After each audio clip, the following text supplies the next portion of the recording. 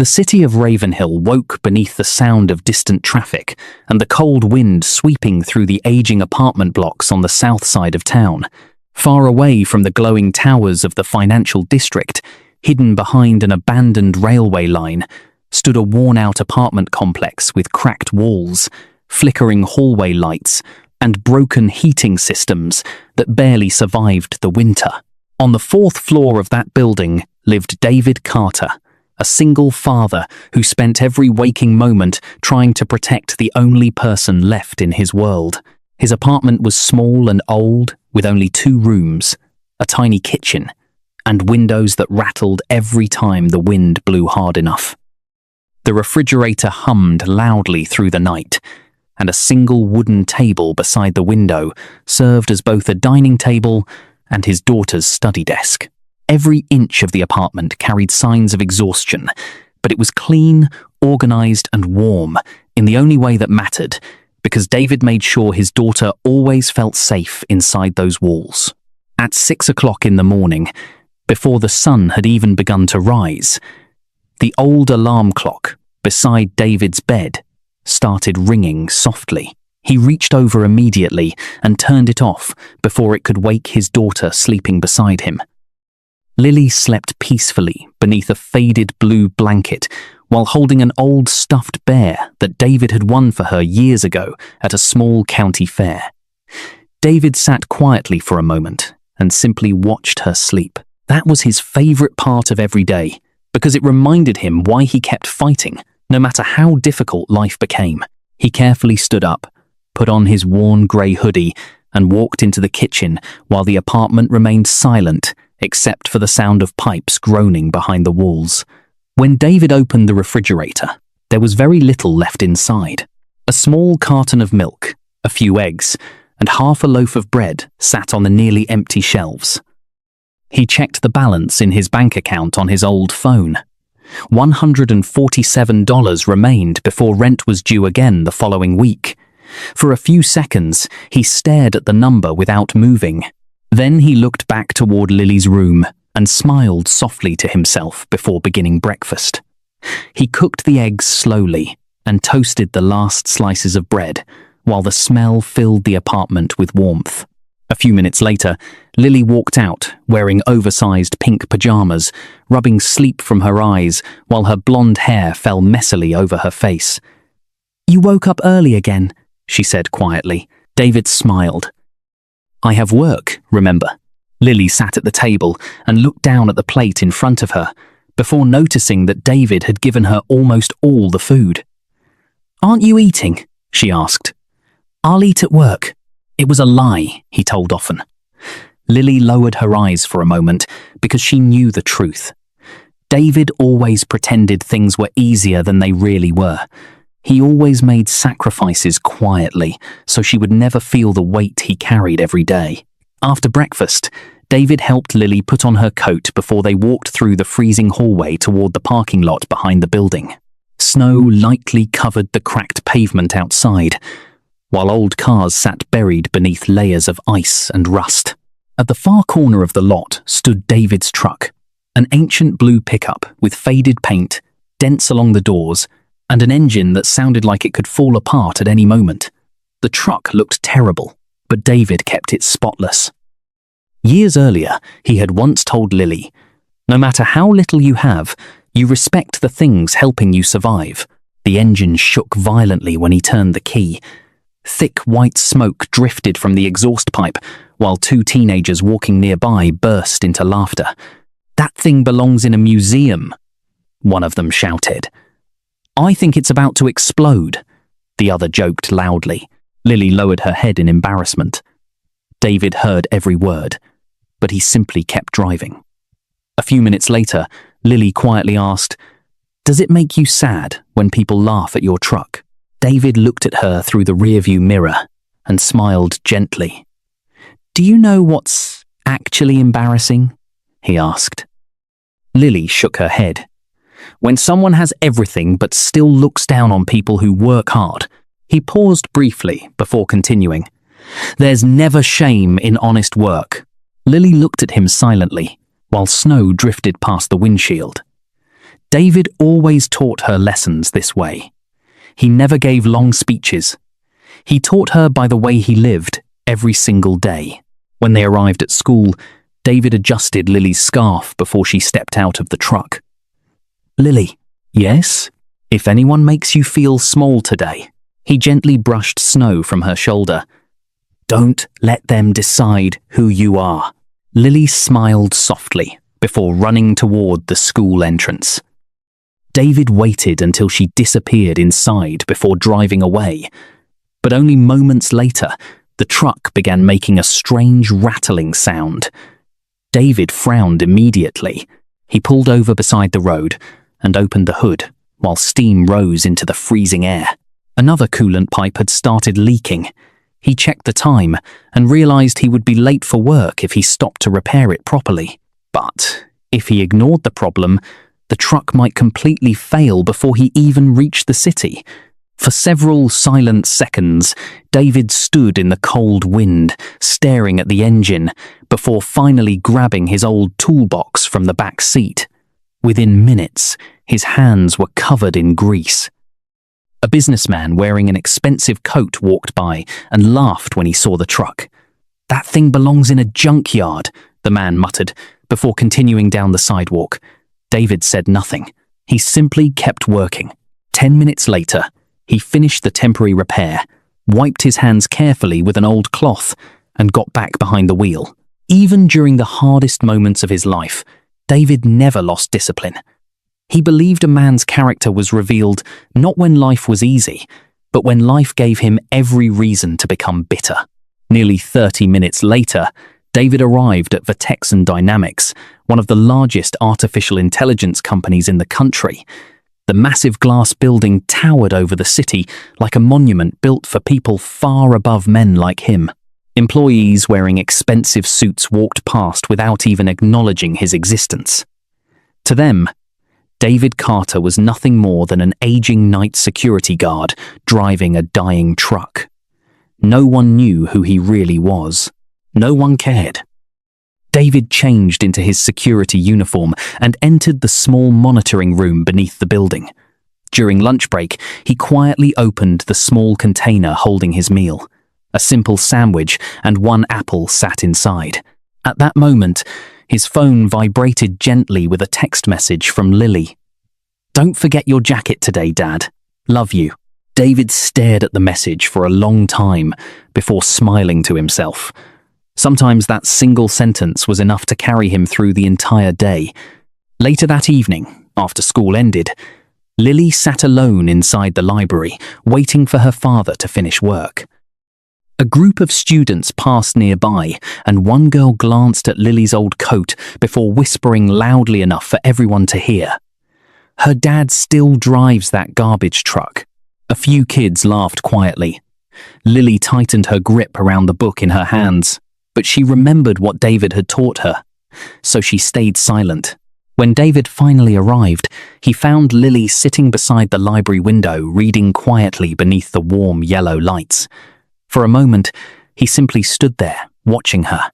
Something inside his chest hurt deeply, because he knew the world was not kind to children who grew up poor. On the drive home, Lily suddenly asked, "Dad, are we poor?" David's hands tightened slightly on the steering wheel. Then he smiled softly. "I don't know." Lily looked confused. "How can you not know?" David stared at the snowy road ahead. "I only know that every night I still get to eat dinner with you." He paused briefly. "And every morning I still get to take you to school." Lily remained quiet. "A lot of rich people don't even have that." Slowly, Lily leaned back in her seat and smiled faintly. "I like our life," she whispered. David laughed quietly under his breath. Outside the truck window, snow continued falling across the city, while the old engine groaned beneath them. No one looked twice at the rusty pickup driving through the cold streets that night. No one could possibly imagine who the quiet, single father behind the wheel truly was. And no one knew that in only a few days, the entire company of Vertexon Dynamics would be shaken to its core by the man everyone believed was nothing more than a poor security guard driving a broken old truck. The headquarters of Vertexon Dynamics never truly slept.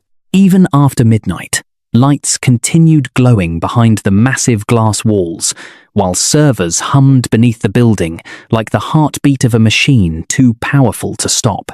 The company had become one of the most influential artificial intelligence corporations in the country, worth billions of dollars and expanding faster every year.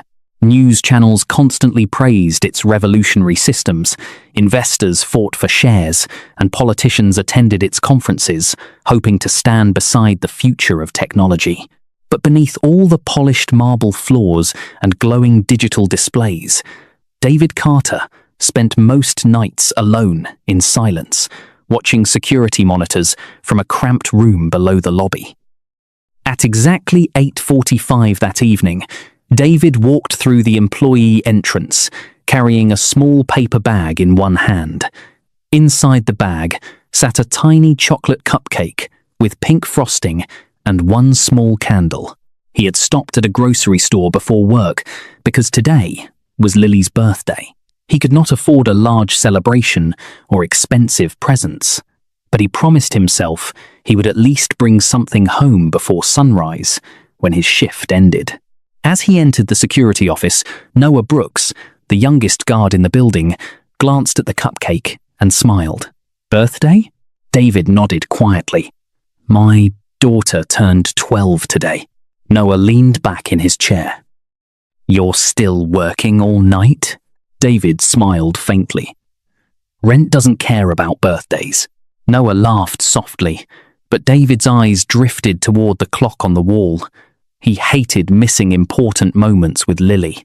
Every year, he promised himself things would get better, yet somehow, life only became more difficult. Around 9:30, the atmosphere inside the building suddenly changed.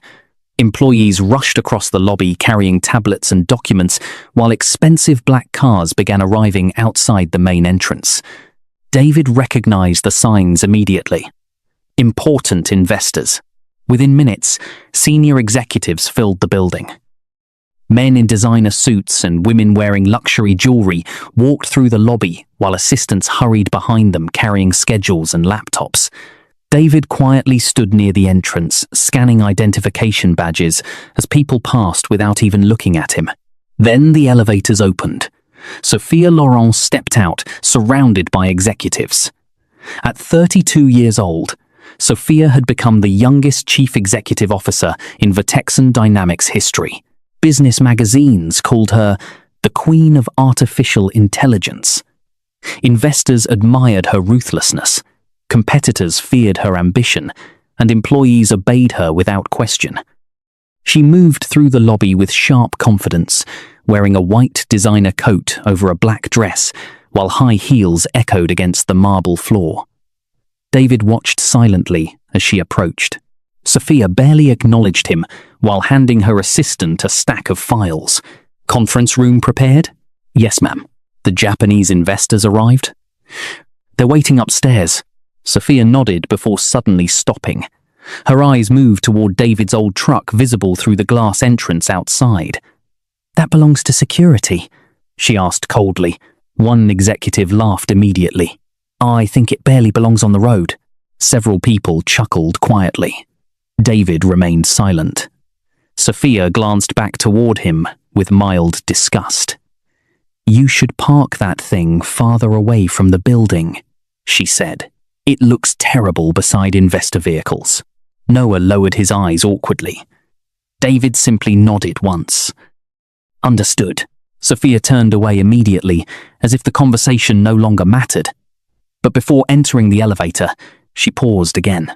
"Actually," she added while looking directly at David, "I'm surprised it even started tonight." Laughter spread through the executives surrounding her. The elevator doors closed seconds later. Noah looked uncomfortable. She didn't need to say that. David shrugged calmly. "People who need to feel important usually speak the loudest." Noah stared at him for a moment. "You never get angry, do you?" David glanced at the security monitors. "Anger wastes energy." Several hours later, near midnight, the investor presentation began on the top floor. Massive screens displayed Vertexon's newest artificial intelligence architecture, while executives proudly explained how their new predictive system would dominate the global market. David monitored security cameras quietly from downstairs until something unusual appeared on one of the engineering feeds, a system diagnostic warning. David frowned immediately. He zoomed in closer. The thermal synchronization values were unstable. For several silent seconds, he stared at the screen while memories long buried inside his mind slowly resurfaced. Lines of code, system architecture, neural balancing protocols, fail-safes. Then he saw it, a fatal instability buried inside the processing model. David's expression changed instantly. Without hesitation, he stood up and headed toward the elevator. Noah looked confused. "What's wrong?" David pressed the button repeatedly. "Their core synchronization system is overheating." "What does that mean?" David looked toward the upper floors. "It means if they activate the full demonstration tonight, the entire server cluster could collapse." The elevator doors opened. David stepped inside immediately.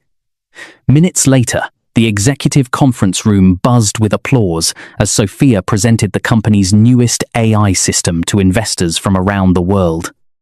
Giant holographic displays floated across the room, while engineers proudly explained processing capabilities no competitor could match. Then the doors suddenly opened. Every head turned. David stepped inside wearing his security uniform. The room fell silent. Sophia's expression hardened instantly. "What is this?" she demanded. David ignored the stares surrounding him and walked toward the nearest screen displaying the system architecture. "This synchronization model is unstable," he said calmly. "If you run the full neural load tonight, the thermal balance will fail." Several engineers exchanged confused looks. One of them laughed.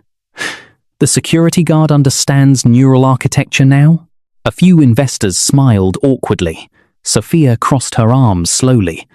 "You interrupted an international investor presentation for this." David pointed toward the system display. "Your adaptive core loop is feeding recursive spikes into the thermal regulator. The overload won't appear immediately. It'll happen 7 minutes into full synchronization." Silence spread briefly across the room. Then one engineer shook his head. "That's impossible." Another added, "The system passed every simulation." David's voice remained calm. "Then your simulations missed something." Sophia stepped forward. "I think you've forgotten where you are." David looked directly at her. "And I think your engineers are about to destroy a multi-billion-dollar system." The room instantly became tense.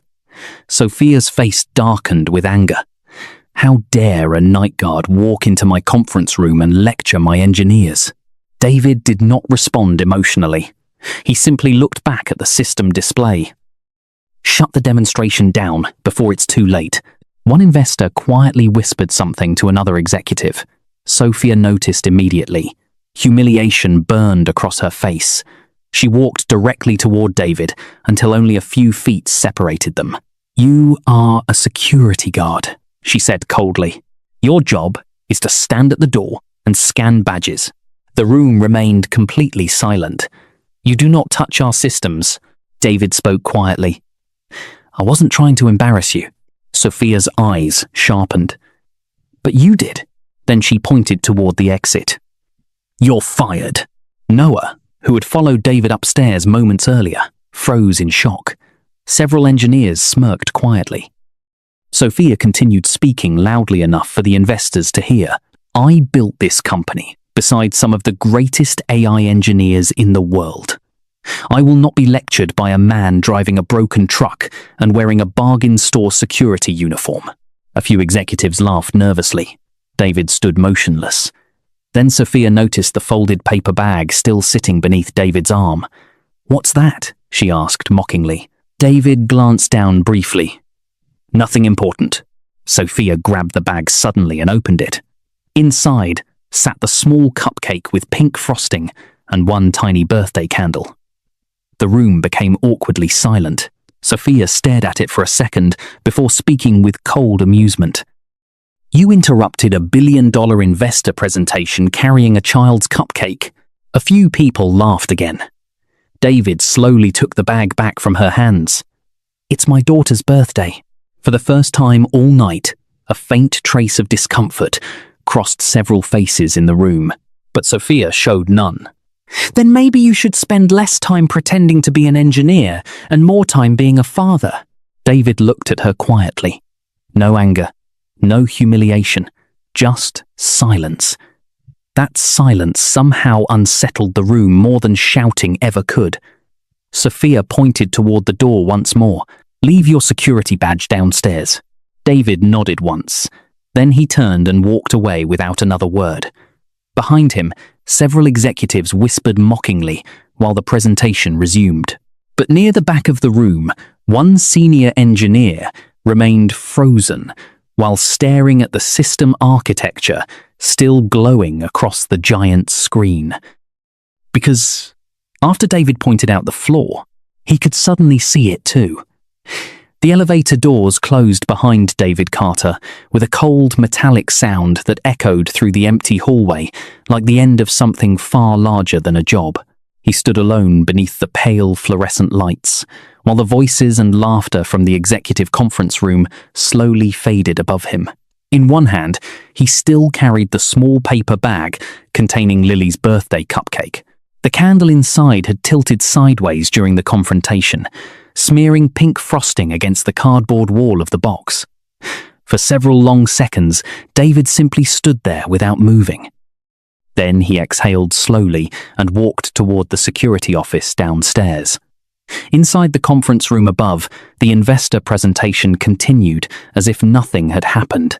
Giant screens displayed advanced neural frameworks while executives smiled confidently and described Vertexon Dynamics as the future of artificial intelligence. Sophia Laurent regained control of the room quickly. She spoke with polished confidence, joking lightly about overprotective security staff, before smoothly redirecting the investors back toward the demonstration. Most people laughed politely, but not everyone. At the far side of the room, senior systems engineer Trevor Knox remained unusually quiet. David's words continued echoing inside his mind. "Your adaptive core loop is feeding recursive spikes into the thermal regulator." Trevor stared at the synchronization graph displayed on the screen.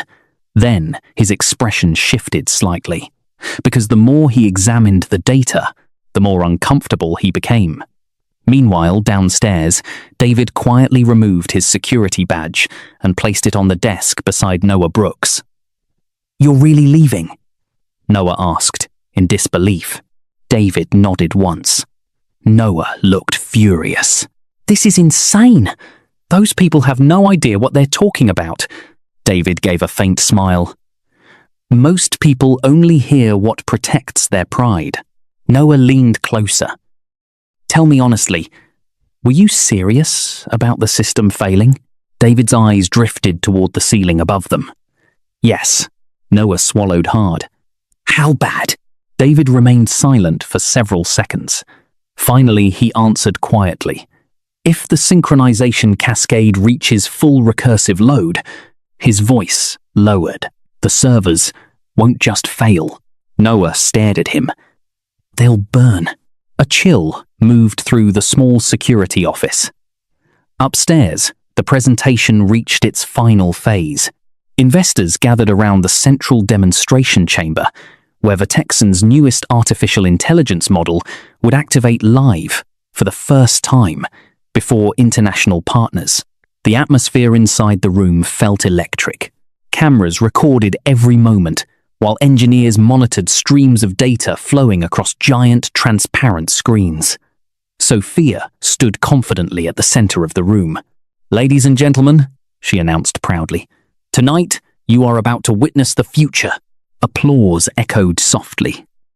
Behind the glass walls, rows of quantum processing servers glowed blue, beneath cooling systems powerful enough to support an entire city block. Vertexon's newest AI core, named Orion, had been described as the most advanced predictive intelligence system ever created. No competitor came close. No government fully understood its capabilities.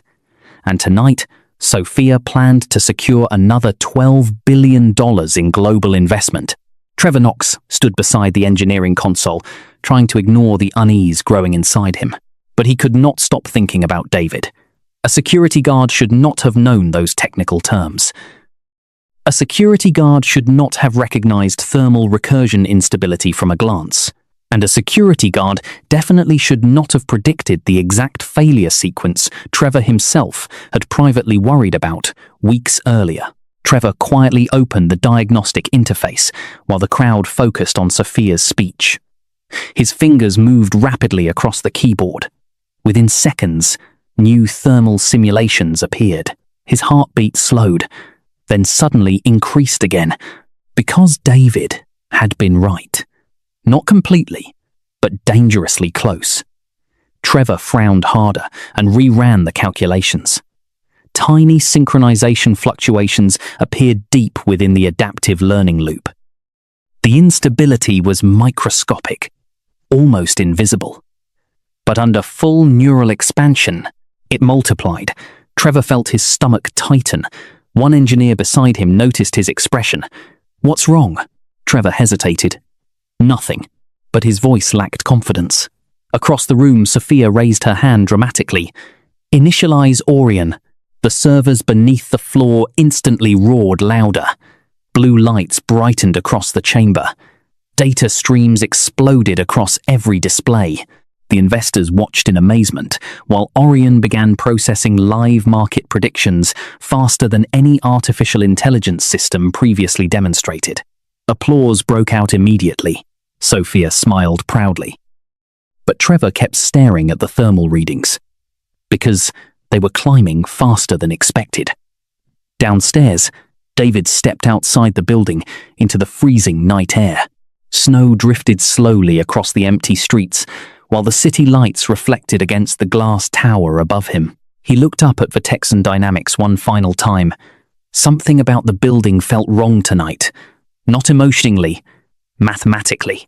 David reached into his pocket and pulled out a small folded notebook filled with handwritten equations and fragments of old system architecture. Most pages were worn from age. Some corners had coffee stains and grease marks from years of being carried around in silence. Part of his specific page. A page containing the original thermal balancing framework for Orion's neural core. His neural core. David's eyes narrowed slightly. Then he realized what Sophia's engineers had done. They had modified the recursive balancing threshold to increase processing speed. It improved performance during demonstrations, but it destroyed long-term stability. David closed the notebook slowly. "They pushed it too far," he whispered to himself. Back upstairs, the room filled with excitement as Orion successfully completed increasingly complex predictive simulations. Investors whispered to one another with visible excitement. One Japanese executive even stood up to applaud. Sophia's smile widened. "This," she declared proudly, "is the future of artificial intelligence." Then, suddenly, a warning flashed across Trevor's screen. Thermal imbalance detected. His face turned pale instantly. Another warning appeared. Core synchronization instability.